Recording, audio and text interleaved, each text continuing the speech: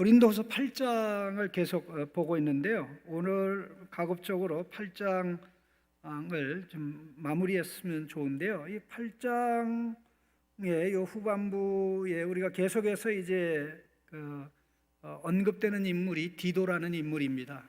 물론 바울과 디도의 관계는 굉장히 중요하고, 특별히 고린도후서는 어떻게 보면 디도가 없이는 탄생하지 않았을 뻔한 서신입니다.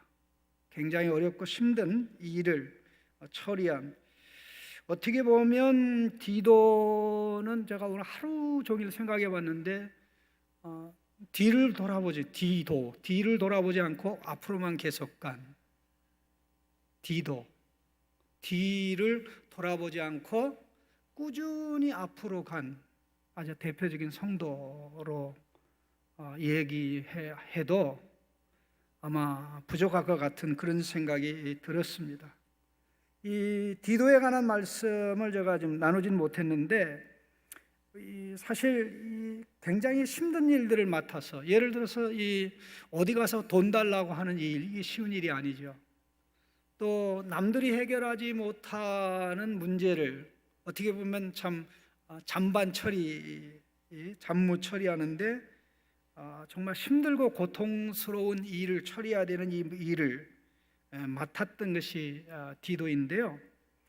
이 사도행전을 보면 참 놀랍게도 디도라는 인물이 한 사람이 나옵니다. 디도라는 인물이 나오는데 오늘 본문에 나오는 디도는 아닙니다. 디도 유스도라는 인물이 나오는데 다른 인물입니다. 그래서 도대체 언제 어느 시점에 이 디도라는 사람이 예수 그리스도를 영접했는가 하는 이 부분을 사실 사도행전의 기록에 보면 알 수가 없습니다. 어떻게 보면 디도의 입장에서는 정말 그 긴 사도행전에 자기의 이름이 나오지 않는 것에 대해서 얼마든지 좀 섭섭해할 수 있는 그런 충분한 요소가 있습니다. 그런데 이 디도 하면 제일 먼저 생각해야 될 부분이 갈라디아 2장 1절 2절에 보면 굉장히 디도와 관련해서 중요한 언급이 나옵니다.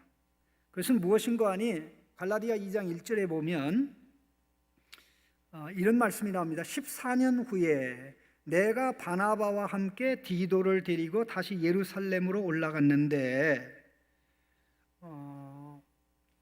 3절에 그러나 나와 함께 있는 헬라인 디도까지도 억지로 세례를 받게 하지 아니하였으니, 이렇게 얘기합니다. 바로 이 시점이 사도행전을 기준으로 얘기하면 바로 예루살렘 회의에 대한 또 다른 언급입니다. 예루살렘의 할례 문제로 올라갔습니다. 그가 바울과 바나바가 1차 선교 사역을 마치고 이제 안디옥교에 와서 안식년을 보낼 때 유대에서 내려온 사람들이 이방 사람들은 너무나 쉽게 예수를 믿는다. 유대인들은 예수도 믿고 할례도 받는데 이방인들은 예수는 믿는데 할례를 안 받는다.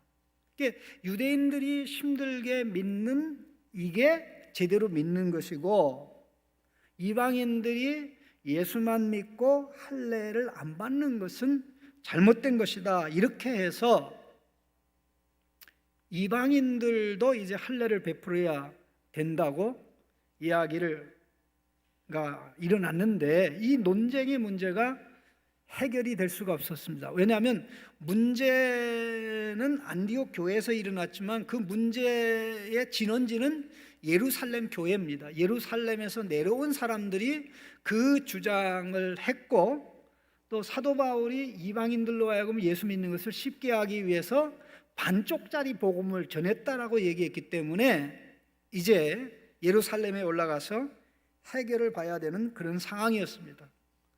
그런데 바로 그때 바울이 대동하고 데리고 간 인물이 3절에 언급된 헬라인 디도입니다.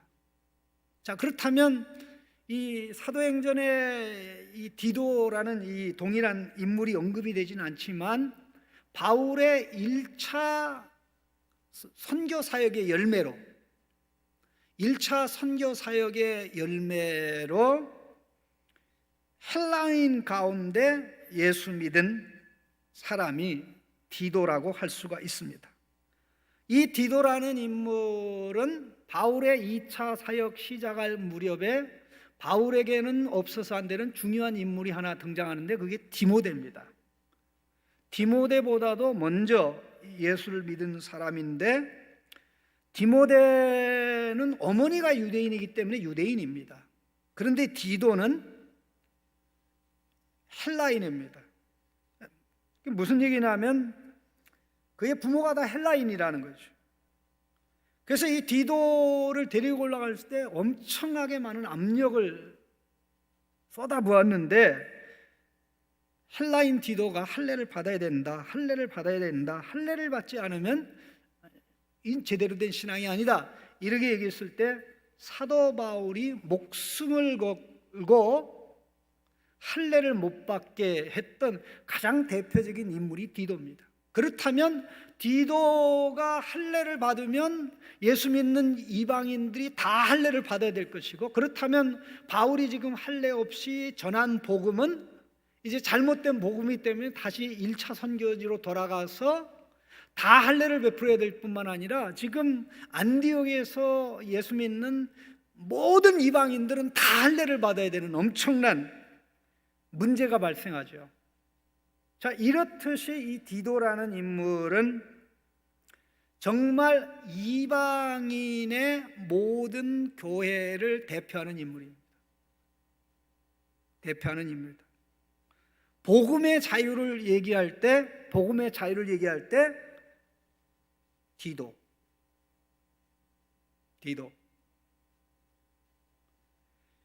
우리가 잘 알고 있는 바울의 마지막 서신에 속하는 내용 중에 디도서라는 게 있습니다. 디도서라는 게 바로 이 디도가 기록한 것인데 항상 참 어려운 일만 도맡아서 했습니다. 힘든 일만 도맡아서 했고요. 그 디도서 1장에도 보면 이런 기록이 나옵니다. 디도와 관련해서 내가 너를 그레데에 남겨둔 것은, 이런 말씀이 나옵니다. 그레데에 남겨둔 것은 장로들을 세우기 위함이라는 언급이 나옵니다.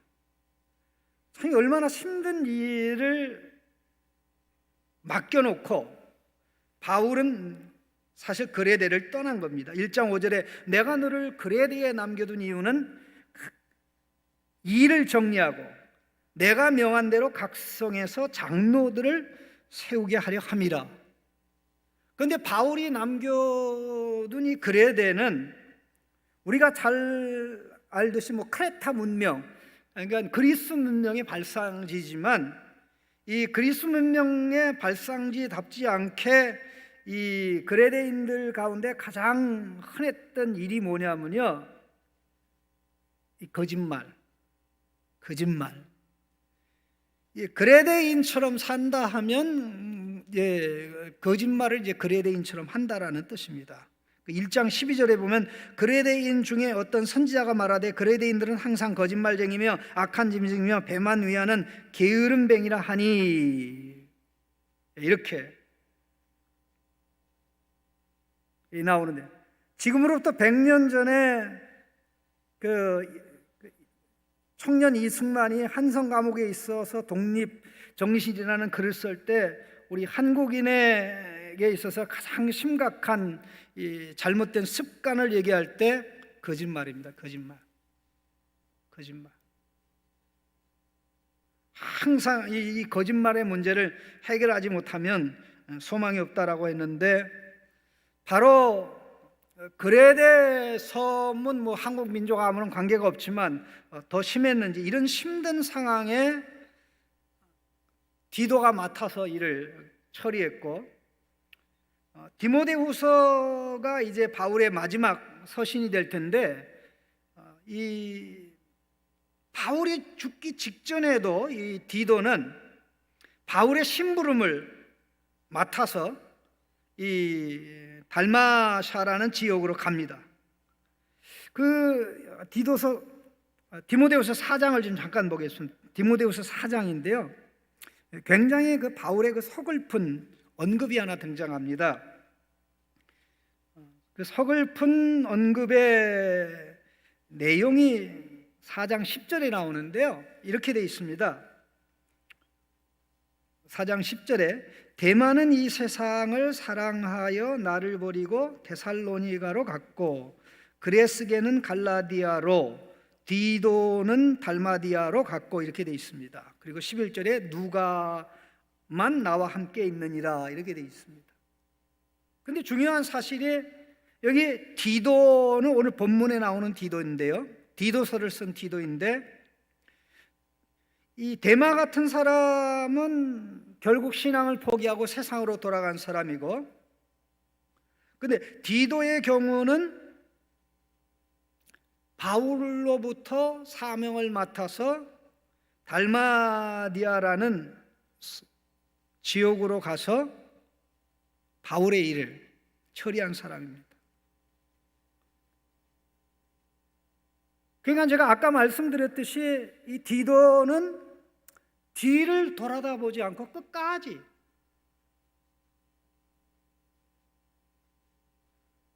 복음의 영광을 향하여 간 사람입니다.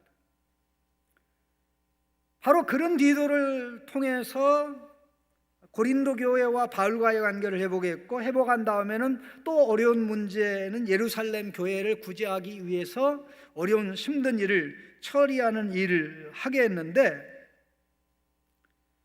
바울에게 있는 간절함, 또 고린도 교회의 회개를 통해서 회복된 간절함, 이 간절함은 최선이라고 그랬습니다. 최선. 그런데 이 디모데에게도 이런 모습이 나옵니다. 17절에 그가 권함을 받고 더욱 간절함으로 자원하여 너에게 갔고 이렇게 나왔고요. 그리고 또 22절에도 보면 또 그들과 함께 우리의 한 형제를 보내었노니 우리는 그가 여러 가지 일에 간절한 것을 여러 번 확인하였거니와 이제 그가 너희를 크게 믿음으로 더욱 간절하여졌는지. 최선을 다했는데 최선에 또 최선을 다하는 거죠. 바울의 최선, 또 디도의 최선, 디도의 사역을 통해서 고린도 교회의 최선이 합쳐지면 뭐가 됩니까? 최선 더하기 최선 더하기 최선 나면 뭐가 납니까? 최고의 결실이 나오죠. 최선 더하기 최선은 최고입니다. 최선을 다하는 아내, 최선을 다하는 남편 더하면 환상의 콤비죠. 이 성도들과 목회자들이 각자의 자리에서 최선을 다하면 환상의 콤비가 되는 거죠. 같은 마음으로 보조를 맞춰서. 과연 욕을 얻어먹을 수 있는 일을 디도가 아니라면 할 수 있을까? 과연 나는 그렇게 할 수 있을까? 그 생각을 하지 않을 수가 없는데요. 무엇이 그로 하여금 이와 같은 일을 하는 것을 가능하게 했는지 힌트가 나오는데요. 23절 말씀을 보십시오. 23절 말씀 보시면 같이 읽겠습니다.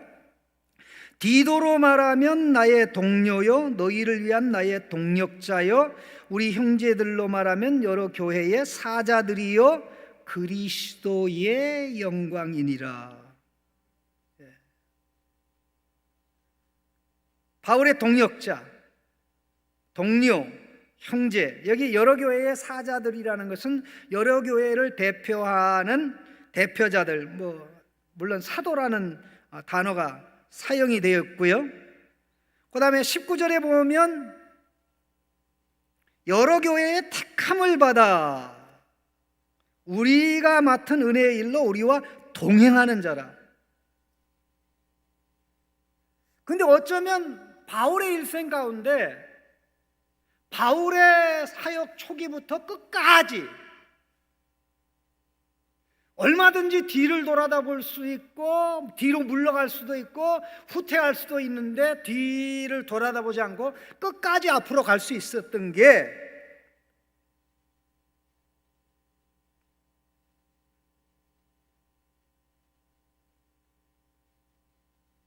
그리스도의 영광입니다.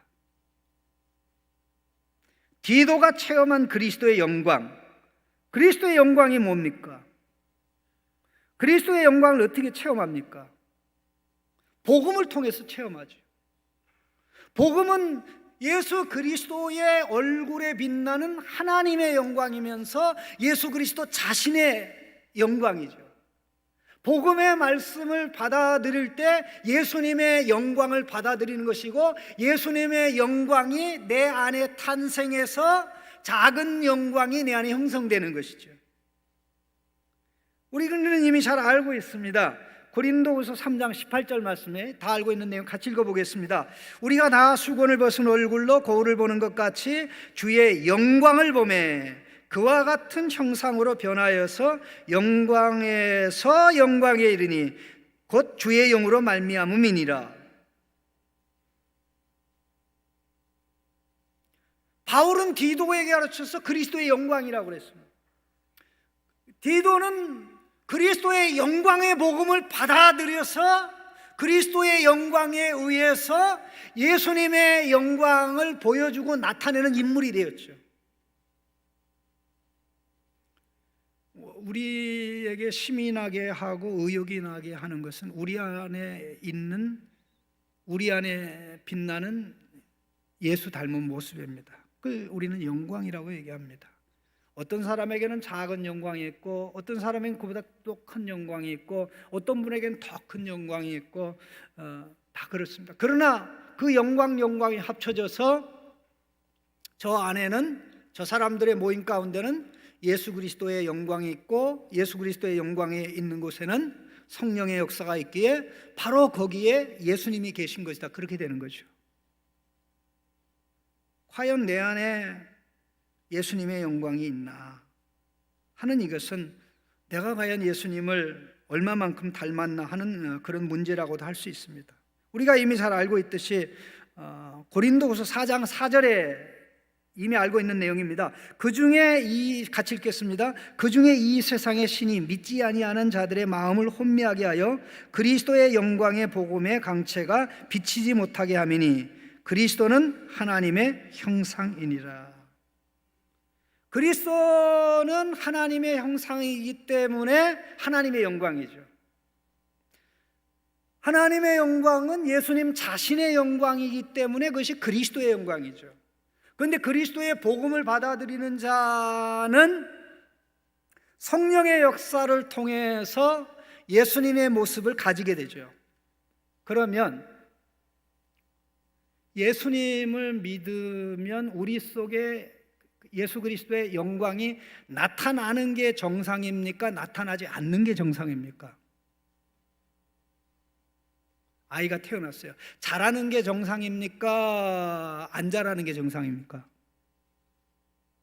태어난 애가 부모를 닮는 게 정상입니까? 옆집 아저씨를 닮는 게 정상입니까? 네? 복음의 말씀으로 성령이 우리를 예수님을 닮을 수 있는 씨앗을 가진 자로 태어나게 해서 그 씨앗이 자라가면서 예수님의 영광이 조금씩 터거지면서 영광을 반대하는 것들이 줄어드는 거죠. 그러면 나 혼자 있을 때보다 여럿이 있을 때 예수님의 영광이 더 커야 되죠. 건강한 교회라면 여럿이 모여 있으면 누가 드러나야 됩니까? 예수님이 드러나야 되죠. 예수님이 드러나야 되죠. 계속 모여 있는데 예수님이 드러나는 게 아니라 속된 것이, 세상 것이 드러나면 그건 거룩한 모임이 아니죠.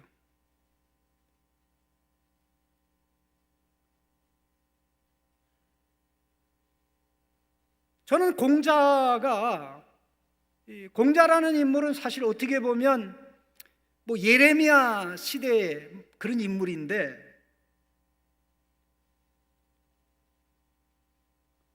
이런 얘기를 했어요. 사람들하고 어울릴 때 어울린 결과 속된 모습으로 바뀌면 그건 제대로 된 교제가 아니다. 그런 교제는 빨리 나와야 된다 그랬습니다. 그런 교제에 빠지면 그것은 거꾸로 가는 것이기 때문에 돌이켜야 된다 그랬어요. 예수님을 전혀 모르는,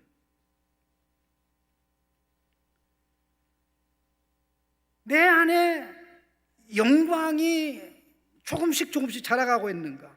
우리의 소망이 예수 그리스도거든요. 그래서 골로새서 1장 27절에 보면 이런 말씀이 나옵니다.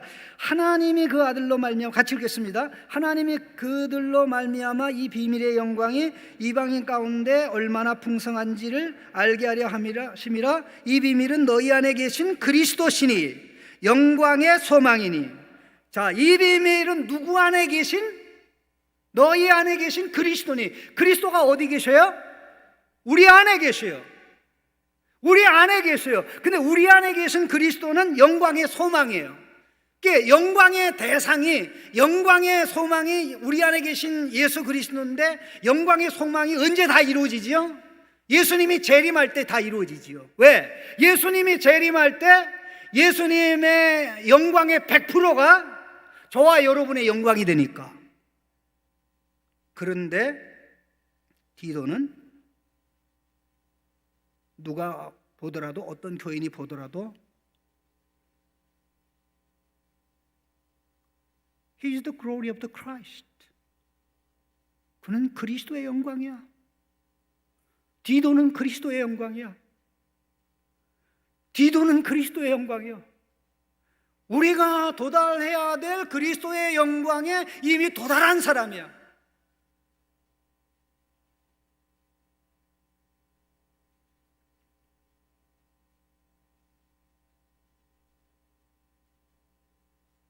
그가 끝까지 배신하지 아니하고, 그가 끝까지 등을 돌리지 아니하고, 지치지 아니하고, 그래도 사람들의 이 말도 안 되는 그런 모습,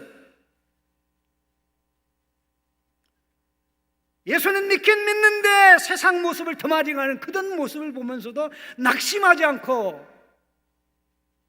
끝까지 갈 수 있었던 것은 그리스도의 영광을 체험했고, 그리스도의 영광이 그의 안에 있었고, 그는 그리스도의 영광으로 자라가는 자였던 것입니다.